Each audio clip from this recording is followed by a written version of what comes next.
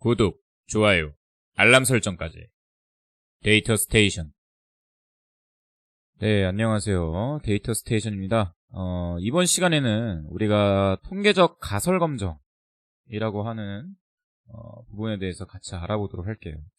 우리가 이제 데이터 분석 절차에 따라서 분석을 진행을 하잖아요. 크게 제가 이제 4가지가 있다고 말씀드렸었죠. 네, DDA 단계, EDA 단계, CDA 단계, PDA 단계. 네, 이 4단계를 거치면서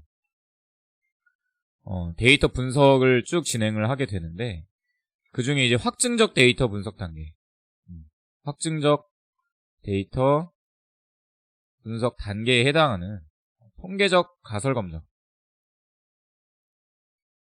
기법에 대해서 알아보도록 하겠습니다. 물론 이 통계적 가설 검정 기법이 뭐 EDA 단계에도 사용이 되고 PDA 단계 여러 단계에서 다 사용이 되지만, 주로 이제 EDA 단계에서 얻어낸, 우리가 시각화로부터 얻어낸 어떤 트렌드, 경향성을 객관적인 규명을 하기 위해서 사용하는 기법이라고 보시면 되겠어요.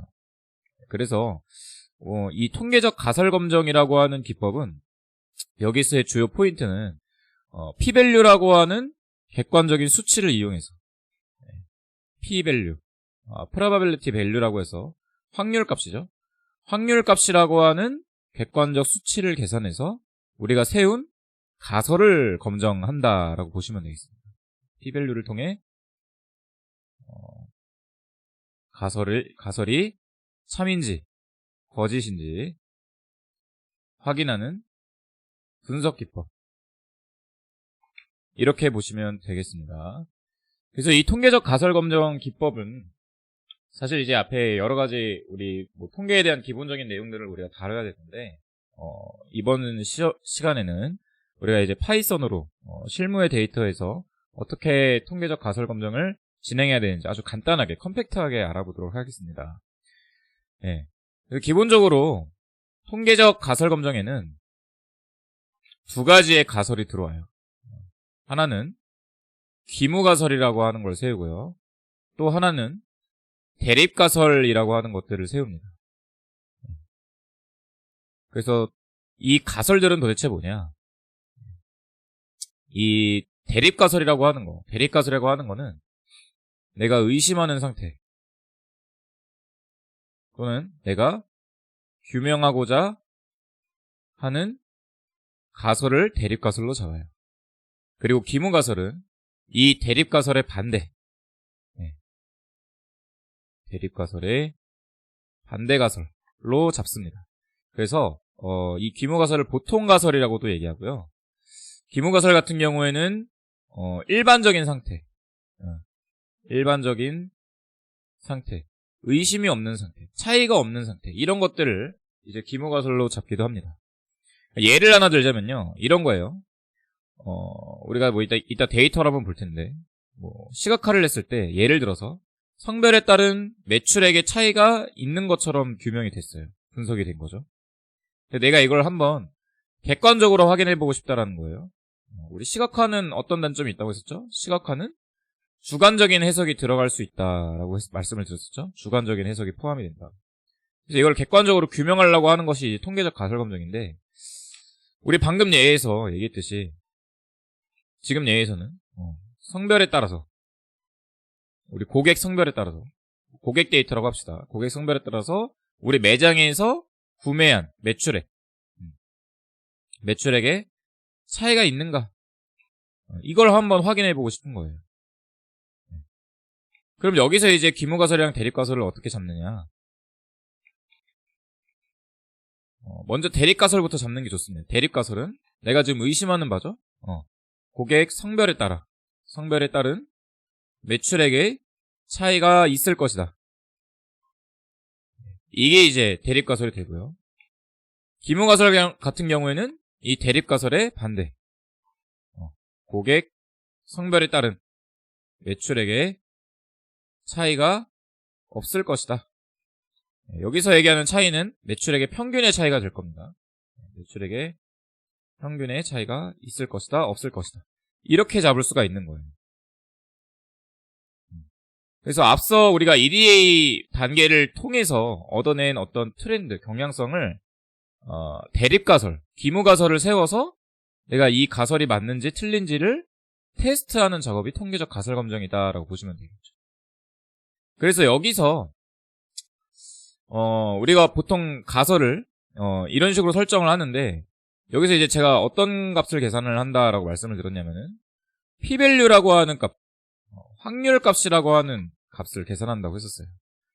이 p-value라고 하는 것은 간단하게 설명을 드리자면은 통계적 가설 검정에서 기무가설이 참일 확률에 해당해요. 그러니까 어때요? p-value가 크면 클수록, 확률 값이 커지면 커질수록 기무가설이 맞는 거고요. 확률 값이 작아지면 작아질수록 대립가설이 맞다. 이렇게 판단을 해줄 수가 있겠죠.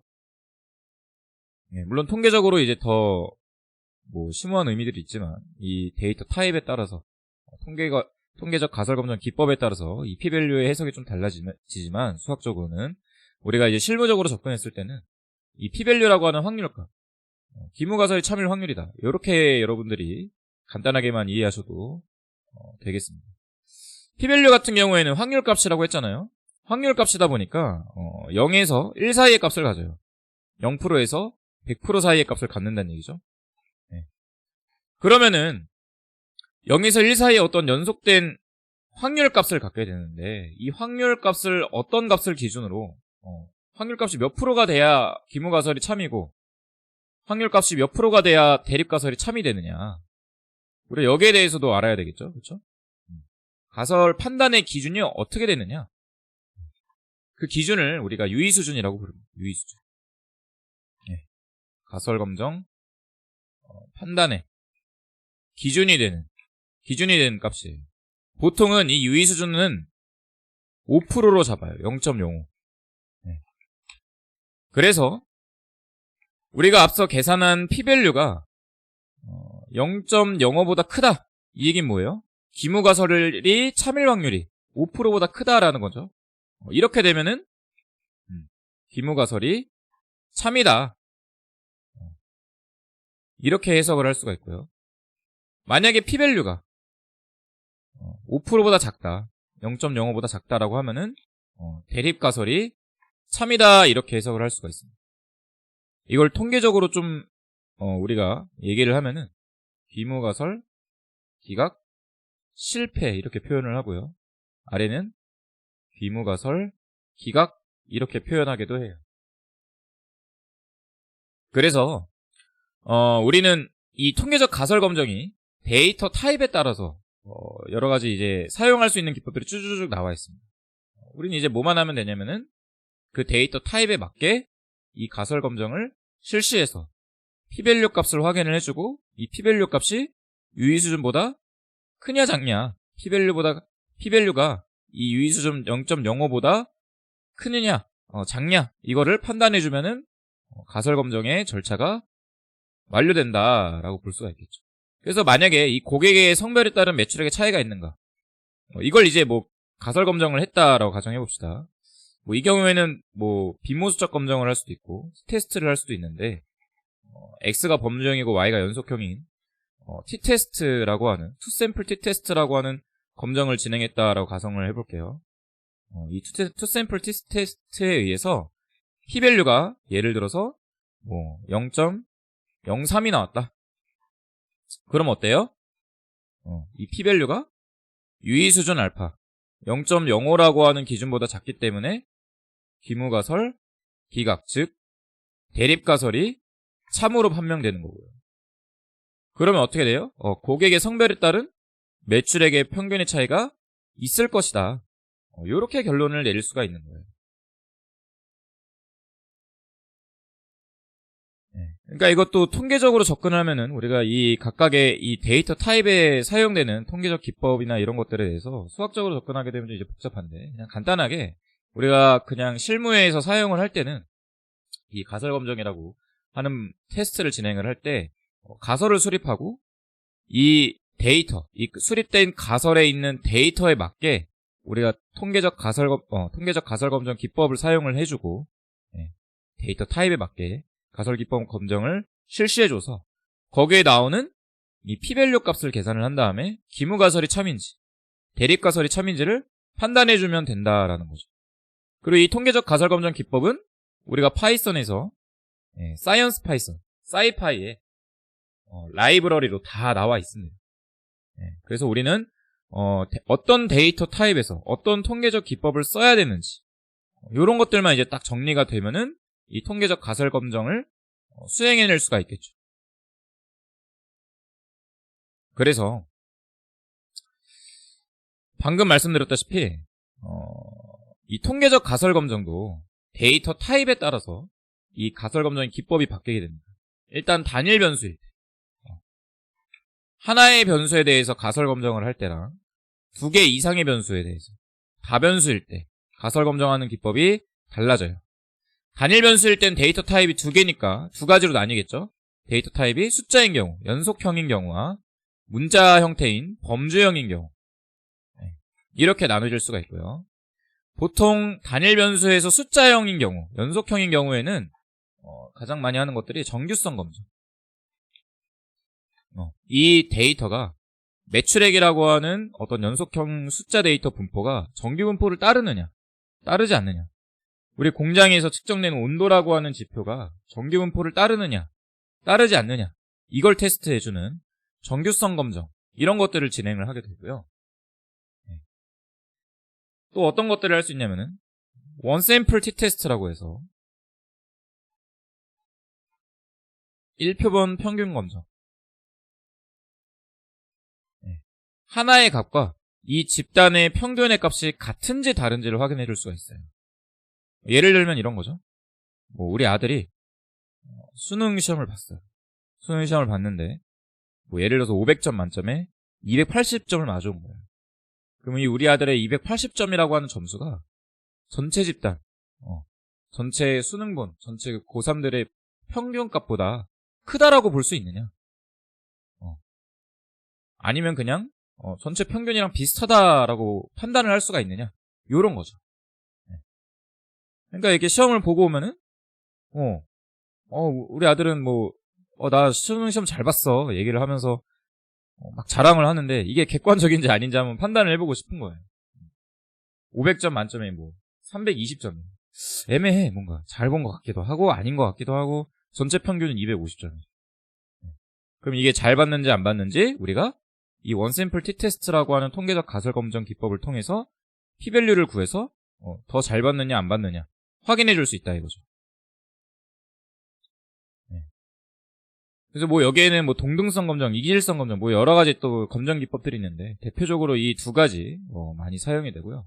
범주형 같은 경우에는 비율 검정 많이 사용을 해요. 비율 검정. 비율 검정은 뭐냐? 우리 성별 데이터에 남성 데이터와 여성 데이터의 비율이 같으냐 다르냐? 비율에 유의미한 차이가 있느냐? 이런 것들을 테스트할 때 비율 검정을 해주게 됩니다. 단일 변수에 대해서는 보통 이 정도로 우리가 가설 검정을 진행해준다. 물론 더 많아요. 굉장히 많은 가설 검정 기법들이 있어요. 정규성 검정에서도 여러 가지 테스트들 기법들이 있어요. 그냥 노멀 테스트도 있고 샤피로 테스트도 있고 여러 형태의 테스트 기법들이 있는데 대표적인 것들만 설명을 드리고 있습니다. 다변수 검정에서는 이제 데이터 타입에 따라서 달라져요.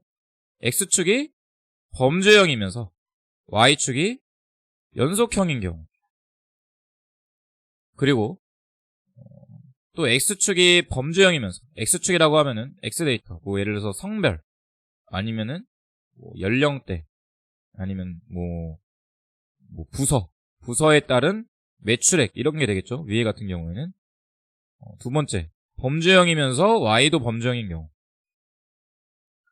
성별에 따른 합격 여부의 유의미한 차이가 있느냐, 어떤 서비스 신청 여부에 따른 탈퇴 여부의 유의미한 차이가 있느냐, 요런 것들 그런 것들을 할 때 범주형 테스트를 해주게 됩니다. 그리고 또 X가 연속형이면서 Y가 연속형 경우도 있겠죠. 이 경우에는 상관 분석, 코릴레이션 같은 걸 확인을 해줘요. 상관 분석 뭐예요? x가 증가함에 따라서 y도 증가하느냐, 키가 증가함에 따라서 몸무게도 증가하느냐. 우리 뭐 부서에 인사 고가 뭐 점수에 따라서 연봉의 유의미한 차이가 있느냐. 연봉이 오름에 따라서 고가 점수도 올라가느냐. 고가 점수가 떨어지면은 연봉도 떨어지느냐. 뭐 이런 것들을 확인하는 거죠. 그리고 또 어떤 게 있어요? X가 연속형인데 Y가 범주형인 경우도 있을 거예요. 이 경우에는 이제 뭐 우리가 분류 모델을 사용할 수 있겠죠. 가설 검정이라고 하기보다는 뭐 콜레스테롤 수치에 따른 당뇨 여부에 유의미한 차이가 있는지. 보통 로지스틱 회기를 써서 우리가 이제 이 두 변수 간에 유의미한 관계가 있는지 확인을 해주고요. 대표적으로 우리가 볼 거는 이 두 가지, 위에 있는 두 가지 예에 대해서 볼 거예요. 연속형인 경우에는 회기 분석에서 따로 상관 분석과 함께 다루도록 하고요. X가 범주형이고 Y가 연속형이고, 아까 얘기했듯이 뭐 위에 있는 예제가 가장 가장 비슷한 예제죠. 뭐 성별에 따른 매출액의 평균의 차이가 있느냐. 성별이라고 하는 거는 범주형, 문자 데이터죠. 매출액이라고 하는 것은 연속형, 숫자 데이터가 될 거예요. 그렇죠? 그런 경우에는 집단 간의 평균 같은 것들을 검정해 줄 수도 있고요. 이 두 집단의 평균이 같은지 다른지. 그게 이제 투샘플 t-테스트죠. 투샘플 t-테스트. 이표본 평균 검정이라고 부르는 두 집단의 평균의 차이가 있느냐, 유의미한 차이가 있느냐, 이런 걸 확인해 줄 수도 있고, 등분산성 검정이라는 것도 있어요. 등분산 검정. 분산이 같으냐, 두 집단의 분산이 같냐 다르냐, 이런 것도 확인을 해줄 수가 있고요. 이 범주형, X가 범주형이고 Y가 연속형인 경우에는 이 Y 연속형이 정규분포를 띄냐 안 띄냐에 따라서 이 가설 검정 기법이 또 달라지게 돼요. 만약에 또 연속형 변수가 뭐 예를 들어서 지금 이 두 개의 케이스 같은 경우에는 기본적으로 정규분포를 띈다라고 하는 가정이 들어가 있는 상태고요. 그러니까 먼저 이 Y 연속형 변수에 대해서 정규성 검정을 먼저 해줘야 되겠죠. 정규분포를 띄면은 이런 테스트들을 우리가 좀 진행을 해줄 수가 있는 거고, 뭐 세 집단 이상이면 뭐 분산 검정, 아노바 테스트 같은 거. 근데 만약에 이 Y가 정규분포를 띄지 않는다, 그럼 비모수적 검정, 이런 것들을 진행을 해줘요. Y가 정규분포를 비정규분포 분포에. 그리고 두 집단을 비교할 때는 투샘플 t-테스트를 해줬는데, 세 집단을 비교할 때는 뭐 아노바라고 하는 분산 검정 같은 것들도 또 진행을 해주게 됩니다. 여러 가지 가설 검정 기법들이 있는데 우린 대표적으로 투샘플 t-테스트, 이 검정 기법에 대해서 같이 알아볼 거고요. 그리고 X가 범주형이고 Y가 범주형의 경우, 아까 말씀드렸다시피 뭐 성별에 따라서 합격 여부에 유의미한 차이가 있느냐, 성별과 합격 여부는 서로 연관성이 있느냐 없느냐, 공정에 따라서, 각 공정에 따라서 분량에 차이가 있느냐 없느냐, 분량이냐 아니냐, 이런 것들을 확인할 때 우리가 두 범주형 변수 간에 서로 연관성이 있는지 없는지를 테스트 해줄 수가 있겠죠. 카이스퀘어 테스트라는 걸 활용을 합니다. 카이스퀘어 테스트라는 걸 해서 우리가 두 변수 간에 유의미한 차이가 있느냐 없느냐, 서로 독립이냐 아니냐, 이런 것들을 확인해 준다라고 보시면 되겠습니다. 그리고 아까 말씀드렸다시피 X가 연속형이고 Y도 연속형인 경우에는 상관 분석, 회기 분석, 이런 걸 진행을 해주고, X가 연속형이고 Y가 범주형인 경우에는 로지스틱 분석, 이런 것들을 진행해준다. 그래서 여기서 우리가 이제 대표적인 몇 가지 것들만 가져와서 한번 이 가설 검정을 직접 해보도록 하겠습니다.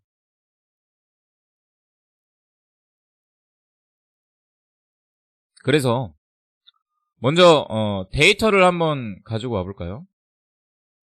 우리 판다스를 호출을 해서 데이터를 하나 불러와 보도록 하겠습니다.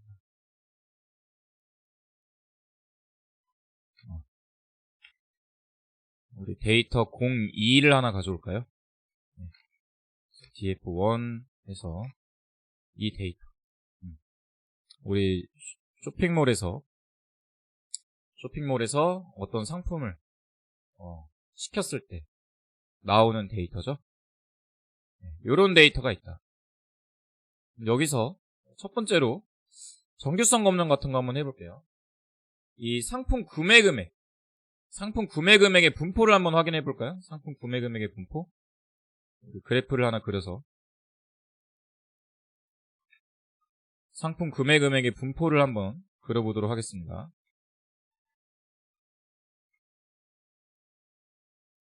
우리 그래프의 옵션 같은 거 다 잡아주고요.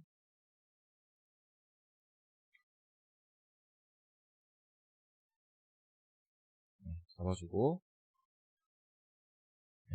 우리 히스트 플롯을 이용해서 데이터에다 df1 x에다가 상품 구매 금액을 한번 분포를 확인해보자. 분포를 확인해보면은 이 한쪽으로 굉장히 쭉 뻗어있는 분포가 나오는 걸 볼 수가 있죠. 이걸 이제 확률 분포도로 확인해볼까요? 커널 덴시티 에스티메이터 그래서 확률 분포도 한번 확인을 해보자. 그러면은 여기 이렇게 이 부분이 이렇게 쭉 데이터가 몰려있는 것처럼 나오는 것을 보실 수가 있겠네요. 누가 봐도 정규 분포를 띄지 않는 것처럼 보이죠. 그렇죠? 근데 이거를 한번 내가 이렇게 그냥 시각적으로 물론 정규 분포를 안 띄겠지만 이 정도로 이 그래프가 망가져 있는 거는 한번 테스트를 해보고 싶다 이거예요. 과연 이 상품 구매 금액이라고 하는 이 연속형 분포가 진짜 정규 분포를 안 띨까? 확인해보고 싶은 거죠. 그럴 때 어떤 걸 해주는 거예요? 단일 변수에서 연속형 변수에서 정규성 검정 노멀 테스트를 해줄 수가 있습니다. 그래서 우리 사이파이에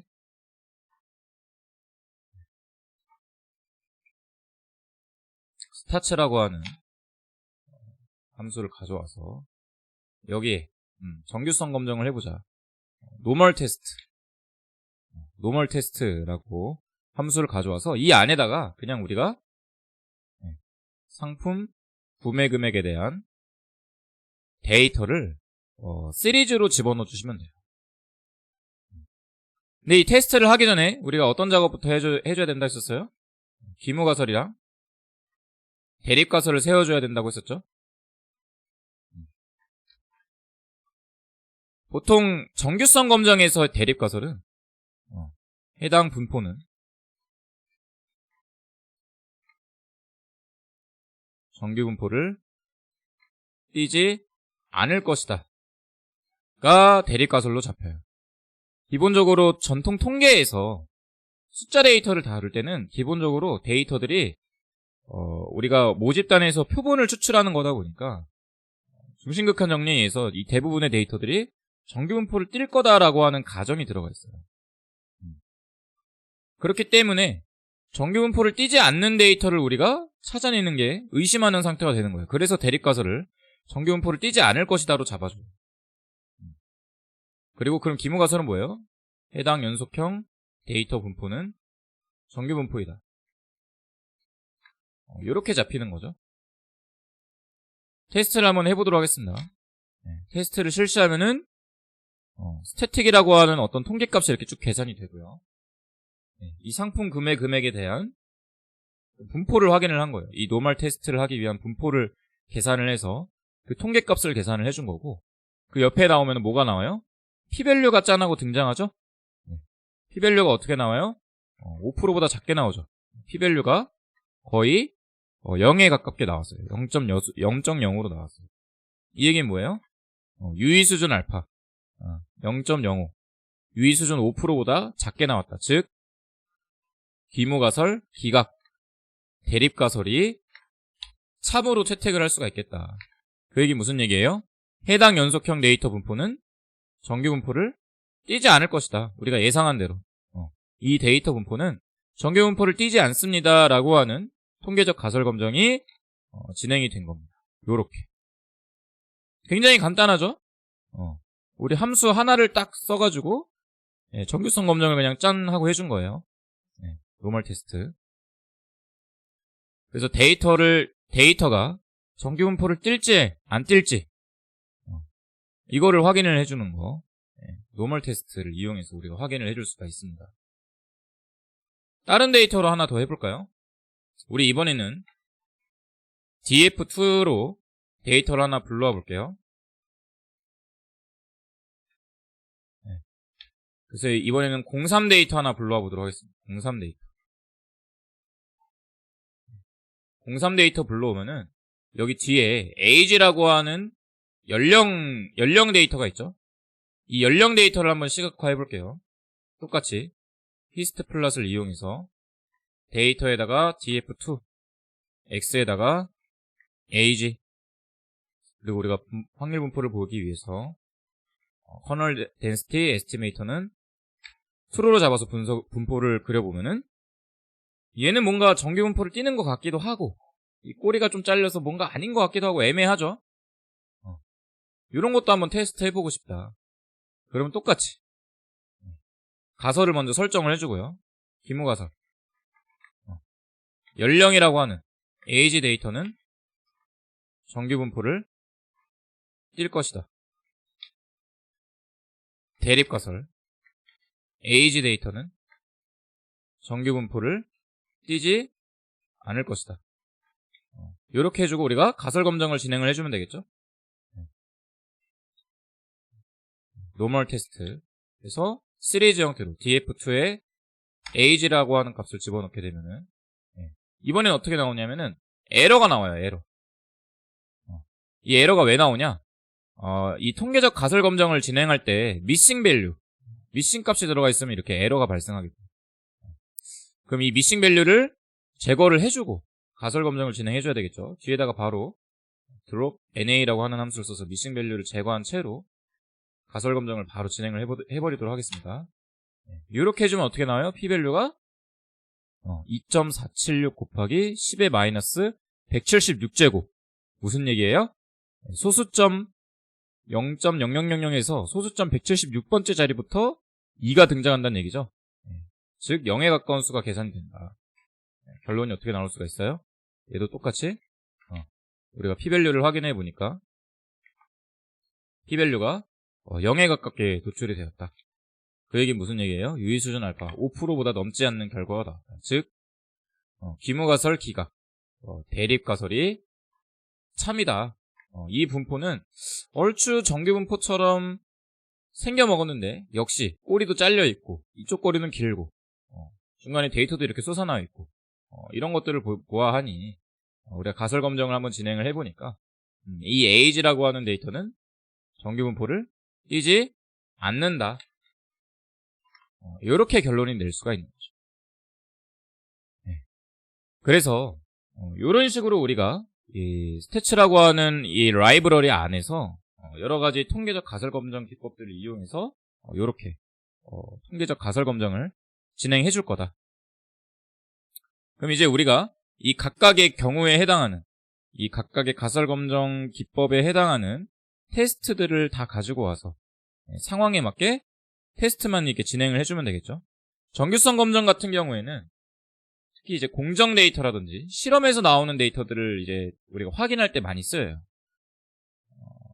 그런 통제된 환경에서 우리가 얻어진 데이터들은 기본적으로 정규분포를 띄어야 된다라고 하는 가정이 들어가 있어야 됩니다. 만약에 정규분포가 아니면은 이상치가 존재하는 거죠. 특정 어떤 값에 이상값들이 막 있다든지 분포의 꼬리가 길어지는 아니면 분포가 울그락불을그락해지는 이상한 형태를 띠겠죠. 그렇게 되면은 우리가 제대로 된 공정이 진행이 되지 않았다. 이렇게 볼 수 있기 때문에 우리가 품질 같은 경우 공정에서 품질 데이터를 볼 때 실험에서 실험의 어떤 통제 변수들을 볼 때 그 변수들이 과연 잘 측정됐느냐 그런 것들을 확인할 때 정규성 검정을 해준다라고 보시면 되겠습니다. 바로 다음 시간에 이어서 어떤 걸 해줄 거냐? 그럼 실무에서 쓰는 이 여러 가지 케이스를 있죠. 우리 아까 예를 들었던 성별에 따라서 매출액에 유의미한 차이가 있는가 없는가 이런 것들도 한번 같이 우리가 데이터 타입에 따라서 어떤 함수들을 쓰는지 한번 우리가 정리를 해보고 이 기법들에 맞춰서 가설 검정을 진행을 한번 해보도록 하겠습니다.